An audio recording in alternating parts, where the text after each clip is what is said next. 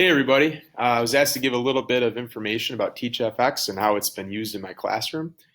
First thing I was asked was like, what do I enjoy or what do I like most about using TeachFX? And there's so many things. Right away, I got this a couple weeks ago and I've just been using it almost every class.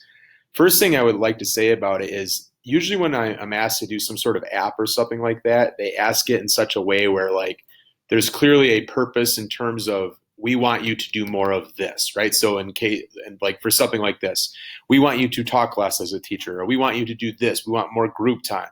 And we all know that that's not necessarily true based on the class, right? There's certain classes I teach where I need to talk more, and that's okay. There's other classes where maybe I don't need to talk as much as I do, right? So what I've appreciated about it is I'm able to manipulate the data very quickly and easily to make sure that I'm really assessing what I was trying to do that day. There's certain days where I want lots of group work, and there's other days where I want my students to be kind of silent and working, right? And most apps or programs that we've been asked to do, uh, I'm not really able to decide that information. I'm usually told what they want me to do more of, right? The other thing is it's immediate, right? It takes a couple hours to get these data reports back, and it's while it's still fresh in my brain, I'm able to process my class, think about it, and then receive data on it. And it happens so fast that I just am really appreciative of the work that they're doing there. The thing that I've learned most about my teaching is I noticed that I talk more in my lower level classes than I do in my upper level classes, right? In my AP classes, I allow students to kind of own the class more than I allowed them to in my other classes. And that was pretty convicting there. That shouldn't be the case. We know that students thrive in environments where they're welcomed and invited to learn. And I think that quickly became apparent to me that I did not do that with all of my students. I did that with some of my students. So that was the first thing. And the other thing was I like that it keeps track of silence, which sounds so strange that you keep track of silence, but students need that time to process and they need that time to think and to make sure when I'm asking a difficult question or if I want them to work with groups or something like that, I need to make sure that I've given them time to process and formulate ideas.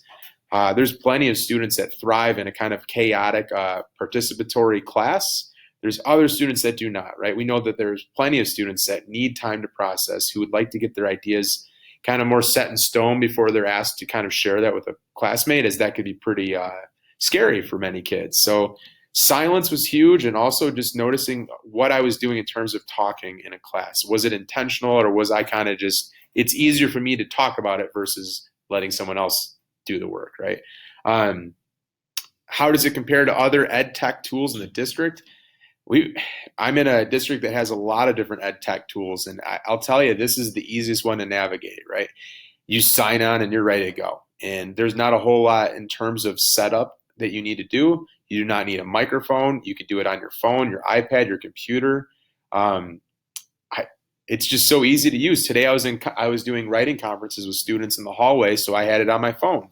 And I'm able to then listen to the things that I was telling these kids, and I would never have been able to get that feedback, right? So this was a real genuine opportunity to hear myself. Most programs that we get do not work as they're not as easy to navigate, we'll say, as this one.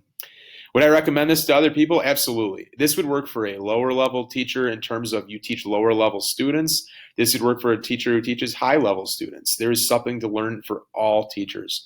A new teacher, oh my gosh, if you are a new teacher and you're scared about your administrators coming in, you're nervous about it, you're able to kind of do it yourself. For those more experienced teachers out there, this is a thing where I can set goals for myself and really push myself without my administrator necessarily involved in my planning and necessarily involved in my goals, etc. Like I'm able to kind of do it myself, and I really appreciate that agency that TeachFX affords me.